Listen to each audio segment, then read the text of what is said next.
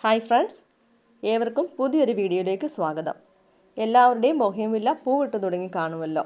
ജനുവരി വരെ നല്ല മഴയും അതുപോലെ തന്നെ നല്ല തണുപ്പും ഉണ്ടായിരുന്നു. നവംബർ ഡിസംബർ മാസങ്ങളിൽ നമ്മൾ രാസവളങ്ങളാണല്ലോ കൊടുത്തിരുന്നത്. ഇനി നമുക്ക് ചൂട് കൂടി വരുന്ന സമയമാണല്ലോ. അപ്പോൾ രാസവളത്തേക്കാൾ കൂടുതൽ ജൈവവളങ്ങൾ നമുക്ക് ചെടികൾക്ക് കൊടുക്കാൻ പറ്റും.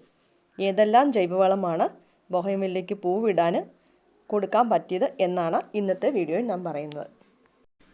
ചെടികൾക്ക് കൊടുക്കാൻ പറ്റിയ നല്ലൊരു വളമാണ് ഉലുവ. നമ്മുടെ വീട്ടിൽ തന്നെ ഉള്ളതാണ് ഉലുവ. ഉലുവയിൽ നൈട്രജൻ ധാരാളമായി അടങ്ങിയിട്ടുണ്ട്. ഉലുവയിലെ ഡ്രൈഗോനനിൽ അടങ്ങിയിരിക്കുന്നതിനാൽ അത് മണ്ണിലെ മൈക്രോ പ്രവർത്തനങ്ങളെ ഉത്തേജിപ്പിക്കുകയും അത് പൂക്കളുണ്ടാവാൻ സഹായിക്കുകയും ചെയ്യുന്നു. അതുപോലെ തന്നെ മണ്ണിലെ pH നിലനിർത്താനും ഉലുവ സഹായിക്കും. 1-2 ടീസ്പൂൺ ഉലുവ എടുത്ത് കുതിർത്ത ശേഷം പിറ്റേ ദിവസം നമ്മൾ ആ വെള്ളം 1 ലിറ്റർ വെള്ളത്തിൽ മിക്സ് ചെയ്ത ശേഷം ആ വെള്ളം ചെടികളുടെ ചുവട്ടിൽ ഒഴിച്ചു കൊടുക്കുന്നത് നല്ലതാണ്. മണ്ണിലെ മിത്രജീവാണുക്കളെ ഉത്തേജിപ്പിച്ച് പോഷക ലഭ്യത ഉറപ്പാക്കാനായിട്ട് സഹായിക്കുന്നു. ഉലുവയിൽ അടങ്ങിയിരിക്കുന്ന ഡ്രൈഗോനനിൻ, ഡയോസ്ജെനിൻ പോലുള്ള ഘടകങ്ങൾ ഫംഗസുകളെയും ബാക്ടീരിയകളെയും തടയുന്നു.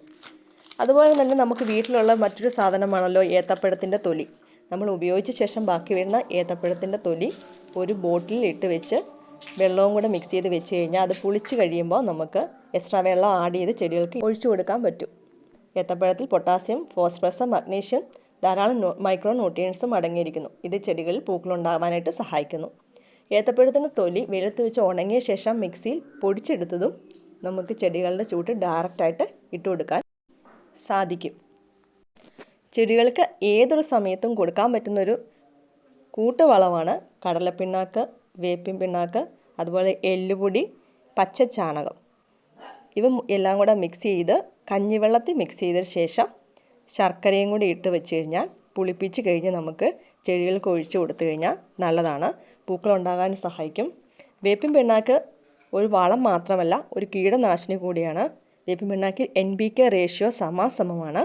അത് സ്ലേറിയാക്കിയും ചെടി പോട്ട് ചെയ്യുന്ന സമയത്തും ഒക്കെ നമുക്ക് വേപ്പിൻ പിണ്ണാക്ക് കൊടുക്കാം. ഒരു 3 ദിവസം വെള്ളത്തിൽ കുതിർത്ത ശേഷം ആണ് സ്ലേറിയാക്കാൻ വേണ്ടി ചെയ്യേണ്ടത്. NPK റേഷ്യോ ഈക്വൽ ആയതിനാൽ എല്ലാ സമയത്തും കൊടുക്കാൻ പറ്റുന്നതാണ്. അത് വളർച്ചാ ഘട്ടങ്ങളിലും പൂക്കളുണ്ടാകുന്ന ഘട്ടങ്ങളിലും നമുക്ക് കൊടുക്കാൻ പറ്റുന്നതാണ് വേപ്പിൻ പിണ്ണാക്ക്. അതുപോലെ തന്നെ കടലപ്പിണ്ണാക്കിൽ NPK അടങ്ങിയിട്ടുണ്ട്.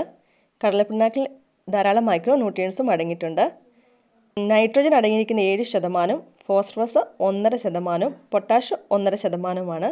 ചെടി പൂക്കാൻ എന്നതിനേക്കാൾ കൂടുതൽ വളർച്ചയെ സഹായിക്കുന്ന ഒന്നുകൂടിയാണ് കടലപ്പിണ്ണാക്ക്. ആഴ്ചയിൽ നമുക്ക് 1 പ്രാവശ്യം സ്ലേറി ആയിട്ട് ഒഴിച്ചു കൊടുക്കാം. അതുപോലെ തന്നെ നമ്മൾ കൊടുക്കുന്ന ഒന്നാണ് എല്ലുപൊടി. എല്ലുപൊടിയിലും ധാരാളം ഫോസ്ഫറസ് അടങ്ങിയിട്ടുണ്ട്. പച്ചച്ചാണകത്തിൽ ധാരാളം നൈട്രജൻ അടങ്ങിയിട്ടുണ്ട്. അതിൻ്റെ കൂട്ടത്തിൽ ഒരു കഷ്ണം ശർക്കരയും കൂടി ഇട്ട് വെക്കുക. കഞ്ഞിവെള്ളത്തിൽ മിക്സ് ചെയ്യുന്നതാണ് ഏറ്റവും നല്ലത്.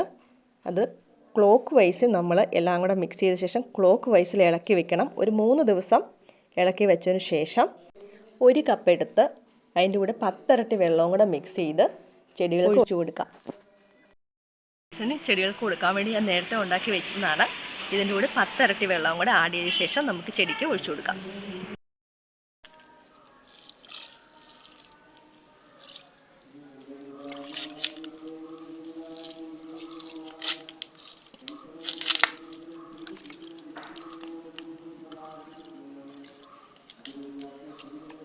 ഈ വീഡിയോ നിങ്ങൾക്ക് ഉപകാരപ്പെട്ടു എന്ന് കരുതുന്നു.